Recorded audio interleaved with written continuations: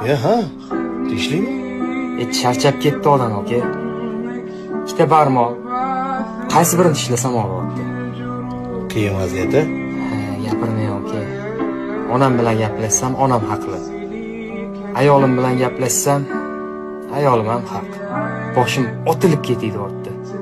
O'rtada ko'zim ko'rmayotgan faqat farzandlarim. Bilmadim. Erkaklar. Oson emas. Oilam, bola chaqam deb ko'chada tinmay ishlab yuradi. Ro'zg'or degan yukni ko'tarib yuradi. Farzandlarimni boqishim kerak deb ishxonada odamlarning sassiq gaplarini ko'taradi. Opa-sinisi bo'lsa, ularning sarpasini ko'taradi.